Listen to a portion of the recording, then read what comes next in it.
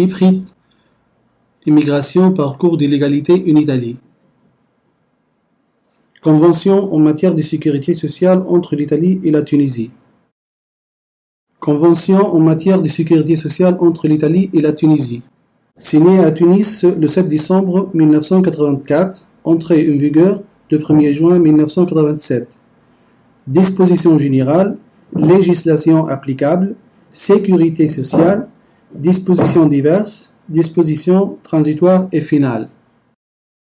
Champ d'application. Maladie, pension salariée et indépendant, allocation familiale, accident de travail et maladie professionnelle. Reste exclue l'extension à des nouvelles catégories de bénéficiaires.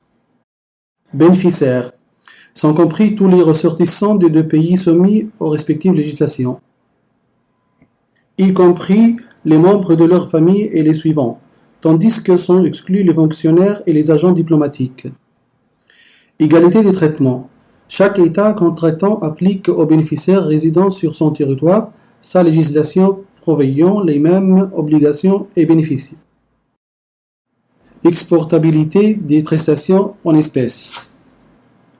Sauf disposition contraire de la Convention, elle est admise sur le territoire de l'autre État contractant ou même dans un autre État conventionné avec l'Italie et la Tunisie. Admission à l'assurance volontaire.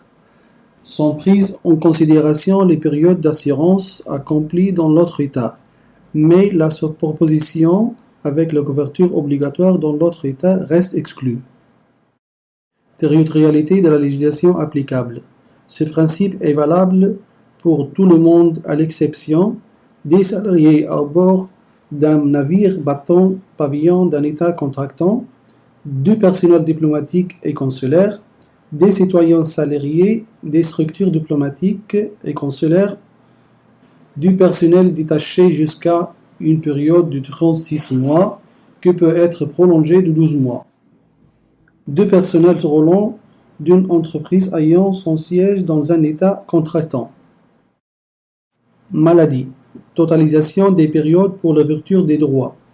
Dans le cas où serait prévue la nécessité d'une période minimale d'assurance, on tient compte de périodes accomplies dans l'autre État. Maladie. En cas de résidence dans l'autre État, pendant la période de résidence dans l'autre État, la prestation en nature, selon la normative du lieu, sont servies au nom du premier État, aux travailleurs et aux membres de leur famille. Aux travailleurs, les prestations en argent sont payées directement par l'institution compétente. Maladie, en cas de séjour temporaire, peuvent bénéficier pour une période de 3 mois prorogable les travailleurs italiens en Tunisie et les travailleurs tunisiens en Italie, ayant besoin de prestations immédiates, de prestations en nature par l'institution compétente. Ceci vaut aussi pour les membres de leur famille résidant dans le pays où ils travaillent, alors que les prestations en espèces sont versées directement aux travailleurs par l'institution compétente. Maladie, titulaire de pension ou de rente. Si les prestations sont dues sur la base des législations des deux États contractants et que les travailleurs résidant dans l'autre État contractant, les prestations sont servies, y compris aux membres de leur famille, par l'institution du lieu de résidence. Maladie, membre de la famille résidant dans l'autre État. Les prestations à la charge de l'institution compétente sont dues, y compris quand seuls les membres de la famille résidant dans l'autre État. Maladie, prothèse et prestations de grande importance. Dans ces cas, la demande est subordonnée à une autorisation préalable de l'institution compétente sauf en cas d'urgence. Maladie, système de remboursement. Les prestations servies sur place pour le compte de l'institution compétente avec les systèmes de remboursement sur base effective et du remboursement forfaitaire dans les cas des titulaires de pension ou de rente. Pension, totalisation. Pour accueillir et maintenir le droit aux prestations d'une validité de vieillesse et de survie dans le régime général et dans un régime spécial éventuel, on prévoit la totalisation sans superposition. Des périodes d'assurance accomplies dans l'autre État, et c'est nécessaire également des périodes accomplies dans des États tiers conventionnés avec les deux contractants. Pension, calcul. Un État contractant calcule la prestation de manière autonome. Si les conditions requises par sa législation sont satisfaites. En cas contraire, il totalise aussi les périodes accomplies dans l'autre État, déduisant du moment théorique la part à sa charge, à condition qu'il existe au moins un an de contribution, autrement l'autre État tient compte d'une période inférieure. Pension, valeur de la période dans l'autre État. On attribue une valeur moyenne à la période accomplie dans l'autre État. Si la législation d'un État se base sur la valeur des contributions et des rétributions. Pension, dyscrasie et droit initial dans un État. Un État procède pour son compte si le droit à la pension est ouvert en premier et il procède à un nouveau calcul quand ce droit est ouvert dans l'autre État. Pension, montant minimum. La prestation calculée à partir de la totalisation ne peut pas, dans un État, être inférieure au minimum établi par la législation là en vigueur par rapport à l'ensemble des périodes obtenues après la totalisation, raison pour laquelle il est donné lieu à un supplément pendant la résidence dans cet État. Pension, alignement. La prestation versée moyen les systèmes de la totalisation est alignée dans un État en tenant compte de la législation qui est appliquée. Allocation familiale, totalisation et résidence des membres de la famille. La totalisation vaut aussi pour le droit et la mesure des allocations familiales. Le droit des travailleurs et des titulaires de pensions ou de rentes subsiste, y compris si les membres de leur famille résident dans l'autre État. Allocation familiale, nombre d'enfants et mesures. En cas de droit dans les deux États, les allocations ne sont versées que dans l'État de résidence du travailleur.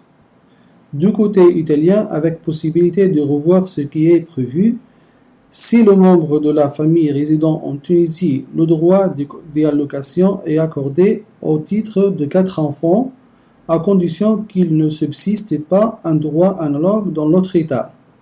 Si le montant des allocations versées dans l'État de résidence est inférieur au montant versé dans l'autre État, celui-ci est tenu de verser une intégration.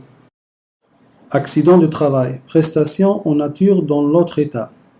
Le travailleur, victime dans un État d'un accident du travail ou d'une maladie professionnelle, autorisé à retourner sur le territoire de l'autre État ou qui y réside, reçoit sur place des prestations pour le compte de l'institution compétente. L'octroi de prothèses de grande importance nécessite une autorisation, sauf en cas d'urgence. Le service de ces prestations donne lieu à des remboursements par l'institution compétente. Maladie professionnelle, période d'exposition dans l'autre État. En cas d'exposition au risque dans les deux pays, la compétence revient au dernier État où a eu lieu l'exposition. Mais si dans ce pays le droit ne subsiste pas, le cas est pris en considération pour l'autre État. Le fait que la maladie a été constatée pour la première fois dans l'autre État ne constitue pas un obstacle. Pour la pneumoconiose et éventuellement pour d'autres maladies, on tient compte de la période d'exposition au risque dans l'autre État. Maladie professionnelle, aggravation et pneumoconiose. En cas d'aggravation d'une maladie professionnelle à cause d'une successive exposition au risque dans l'autre État, ces États octroient un supplément de prestations aux travailleurs tandis que le premier État continue à verser les prestations à sa charge. En cas de pneumoconiose sclérogène, si le travailleur n'a plus exercé son activité ou l'a fait dans les deux États, La charge des prestations en espèces, y compris l'aggravation, est proportionnellement prise en charge par les deux États. Accident du travail et maladie professionnelle, événements précédents.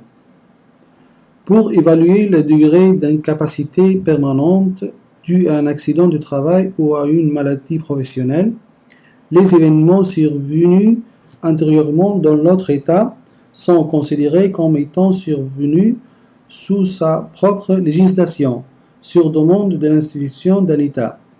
Les expertises médicales sont effectuées par l'institution du lieu de séjour ou de résidence, avec droit de remboursement des frais effectivement soutenus. Dispositions diverses. Autorité compétente des deux États et stipulation de l'accord administratif. Échange d'informations sur l'application et les modifications législatives. Entraide administrative. Exemption des taxes et dispense de légalisation des documents. Langue de communication, arabe, italien ou français. Toutefois, une demande formulée dans une autre langue ne peut pas être repoussée. Respecte des termes si les demandes et les recours sont présentés à l'autorité ou à l'institution de l'autre État, tenu de la transmettre à l'État compétent. Transfert des sommes selon la normative de chaque État. Système de compensation pour les sommes versées en trop. Pour le recouvrement éventuel des sommes versées en trop, on tient compte de la législation de l'endroit. Effectuation sur demande des expertises médicales. Règlement des différends par négociation et par une commission arbitrale. Dispositions transitoires et finales. Elles excluent l'accomplissement des droits pour les périodes antérieures à l'entrée en vigueur, mais les périodes précédentes sont prises en considération. Réexamen des prestations liquidées en précédence sur l'empire de la Convention dans le terme de 2 ans. Nécessité de la ratification pour l'entrée en vigueur et possibilité de dénonciation. Dans ce cas, cependant, les droits restent acquis. Signature des ministres des Affaires étrangères, Julien Andriotti et Beji Kaitsepsi. Site institutionnel. Ministère de l'Intérieur, guichet unique pour l'immigration, ministère du Travail et des Politiques sociales, portail intégration des migrants, ambassade de l'Italie à Tunis, consulat d'Italie à Tunis, portail de l'UE sur l'immigration. Pour toute information, vous êtes prié de nous contacter IPRIT Immigration Parcours de l'égalité en Italie. Merci.